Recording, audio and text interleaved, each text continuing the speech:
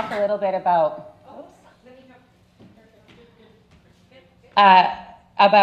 my life and our lives as parents.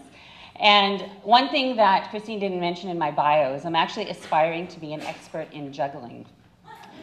Because I mess up pretty much every day, and it was getting pretty bad. And I think all parents' life is a juggle, but it really shouldn't be a struggle. And that's what my life was when I was pregnant with my third child. And it wasn't my career as a psychiatrist treating adolescents with addictions and mental health issues, or my research or teaching at the university. It was my parenting that was depleting me. And I was overscheduling, I was over-hovering, I was overprotecting, and I was over-perfecting. And I knew it was wrong. My instincts were telling me this doesn't feel right. But when I looked around, everyone else was doing the same thing. So luckily, my instincts kept telling me, and they kept asking me this question, and I'm sure you all have a version of this question. For me, it went like this. How could my parents, poor immigrants, successfully raise 5 children? And I was having a hard time with 2.5 at the time. So my mom grew up in India, and she never went to school. And I don't mean university or college, I mean school. She never went to grade 1. And my dad could easily be the man you meet when you hire a taxi. My parents didn't follow any parenting style. They just did what came naturally for them. They kept us in the real world. We had part-time jobs. We helped around the house. We had problems we dealt with. And they never pampered, and they never hovered, and they never pushed. My mom couldn't help me with my homework because she couldn't read. And my dad taught me math in the front seat of his taxi. So I was in no scheduled activities. I played a lot. And this was so different from how I was raising my kids. And I decided to research this question. And I talked to a lot of parents, and I looked at the science, and I looked deep inside myself. And I realized the answer is fear. Today's parent is scared. We are scared of job security, child abduction, getting into university. And all of this has brought out what I call a little bit of the tiger in all of us. And tiger parents are not just Chinese mothers yelling at their kids to play the piano. Tigers come from all cultures and of all stripes, and I see them all the time in my practice. So I see parents pushing things like hockey, ballet, gymnastics, leadership, popularity. It's all the same because it's authoritarian parenting. And the helicopter parent who hovers is a tiger too, because they all take control away from the child and keep it in their hands. And all this that we call overparenting is actually underparenting, because it leaves our children underprepared for real life. So how did we get here, and what is the solution? This is what I talk about in my book. And of course, we don't need another trendy parenting style. That's not what the Dolphin parent is.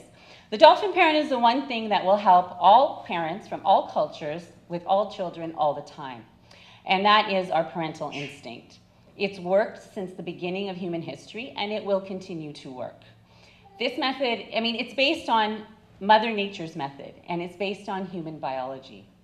So our brains are really cool, and they release powerful neurochemicals when we do something we're supposed to do for our survival. So for example, we are driven to sleep, and when we sleep, we feel great. The reward for the activity is the joyous feeling. Well, we are all driven to play, and in fact, our children are driven so irresistibly to play that they don't just feel great, their faces light up with joy.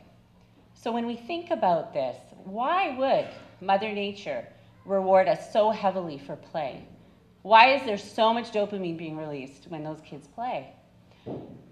When you think of the child who plays, she is learning so much. She's practicing trial and error. She's making mistakes. She's learning from them. She's thinking out of the box. She's imagining. She's dealing with uncertainty. And if she's playing with another child, she's learning to communicate and collaborate and have empathy and to connect. Now, these are all the skills that are identified as the 21st century skills. These are the soft skills that all the employers want. In fact, Yale University just added EQ testing to their MBA program admission. And there's a firm in California that found out that their engineers who didn't play couldn't problem solve. So they added a play history to their applications. So this is what the 21st century, there's these skills, they're called the 4 C's, and they're communication, collaboration, critical thinking, and creativity. And play brings us all this. And this is what I mean where it's essential for our survival. Because the tiger kids who don't play, who are overstructured, they don't do very well. And I see it in my practice. They're not healthy, they're not happy. And in this ultra-competitive, highly charged, exquisitely social, globally connected 21st century, they're not successful. One stat I think that really shocked me was it's the first time in human history that being of a higher socioeconomic class is a risk factor for adolescent anxiety, depression, and addiction. So I think now more than ever, we want to shake off this controlling, authoritarian tiger and embrace the 21st century collaborative dolphin. So dolphin parenting is a metaphor. It's a metaphor for instinctual parenting, for a balanced way of life. Dolphins sleep, even though they're going to be attacked by sharks, they sleep 8 hours a day. Humans should be able to do the same. And it's a metaphor for the attributes of the dolphin, which is highly collaborative, highly collective communicators who are playful and joyful. So the dolphin is not a controlling tiger, but it's also not a spineless jellyfish parent, a permissive parent. They balance and they give guiding and role modeling as part of their parenting style. It's actually quite simple, but simple does not mean easy. A lot of things in life that are simple are not easy, like getting enough sleep. So I'm really excited about my book coming out, and I hope that you will embrace the dolphin. I did, and it really changed my life. It changed my home, and I think it's going to change the trajectory of my own children.